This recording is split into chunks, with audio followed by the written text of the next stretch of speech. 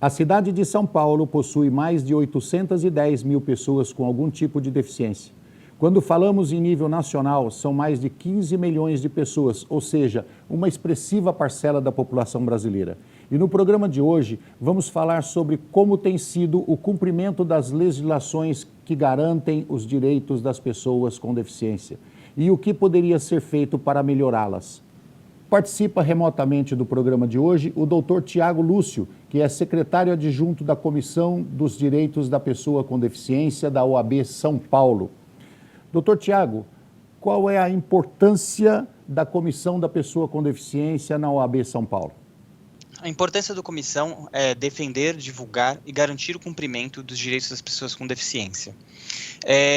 A finalidade da comissão em específico acaba sendo também o desenvolvimento e o aprimoramento desses direitos, né?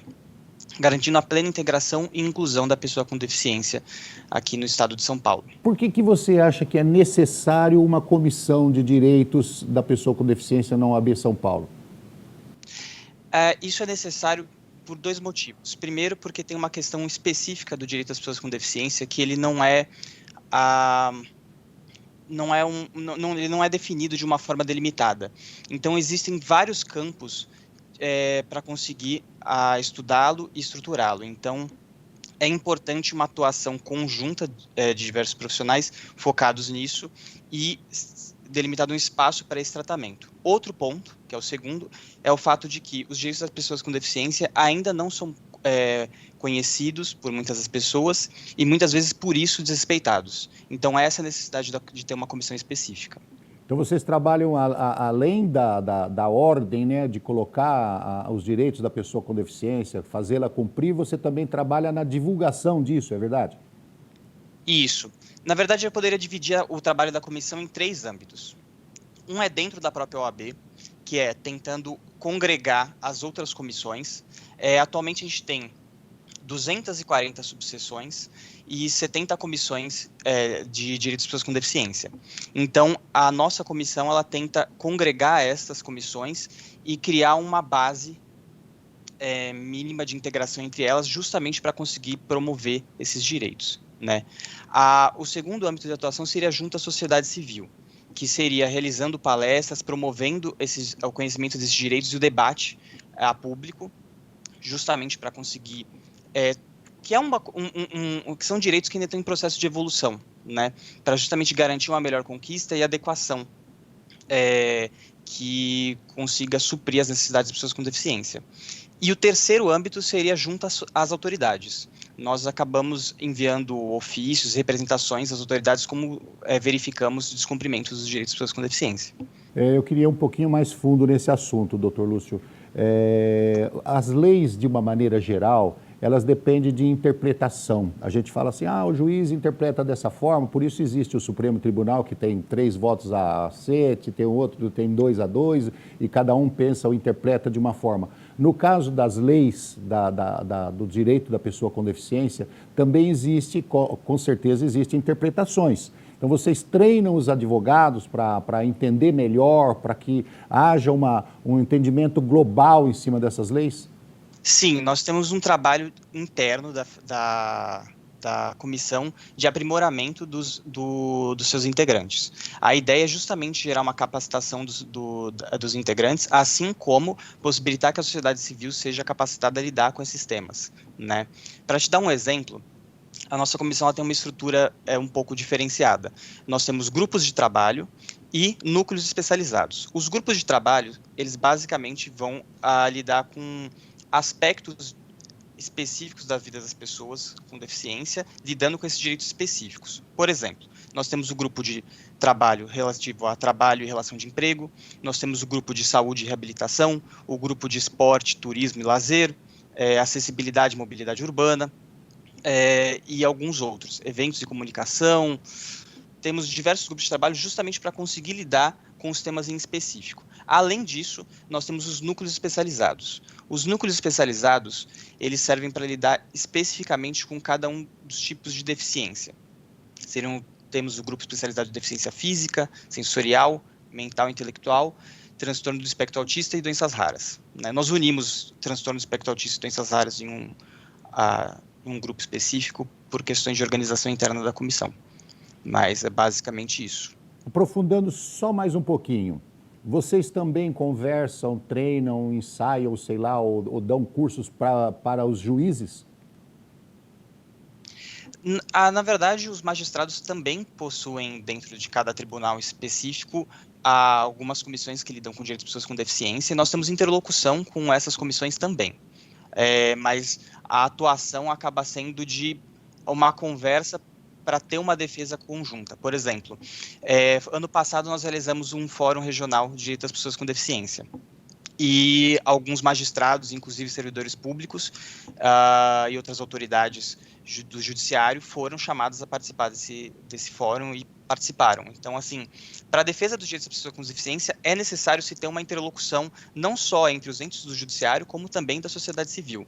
Então, a gente acaba não fazendo um curso diretamente ou um treinamento específico de magistrados, mas há essa necessidade de conversa conjunta, sim. Eu fiz essa pergunta porque as deficiências, elas são praticamente infinitas, né? Existem N casos de paraplegia, N casos de tetraplegia, N casos de paralisia cerebral, ou seja, é quase que infinito a quantidade e o tipo, a variação de deficiências.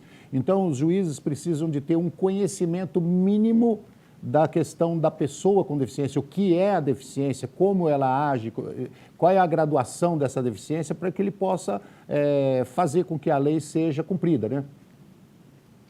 A questão da especificidade técnica, ela acaba sendo saneada pelos tribunais de diversas formas, em todos os temas que envolvem saúde. Há uma deficiência estrutural de todo o sistema do Poder Judiciário para lidar com questões envolvendo saúde e pessoas em situação de hipossuficiência, né, e vulnerabilidade.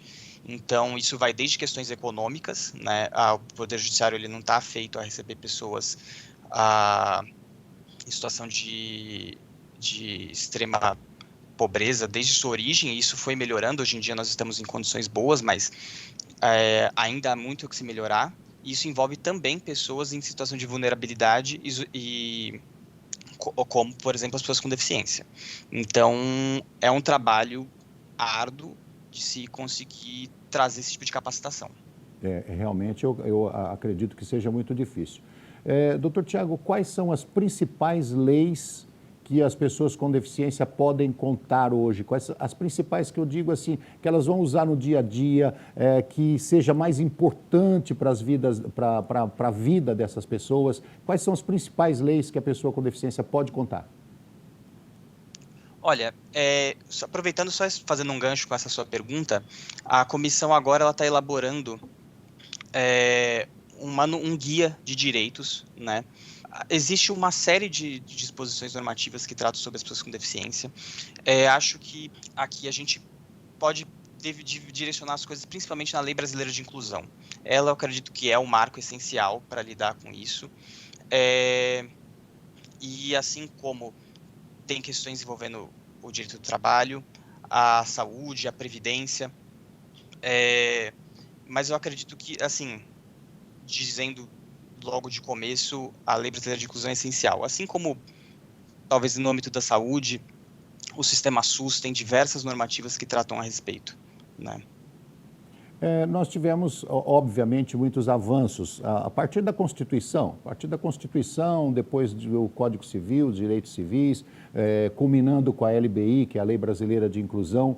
Você acha que falta mais alguma coisa ainda em termos de lei, ou nós já estamos completamente supridos, nós estamos de acordo com a necessidade das pessoas com deficiência?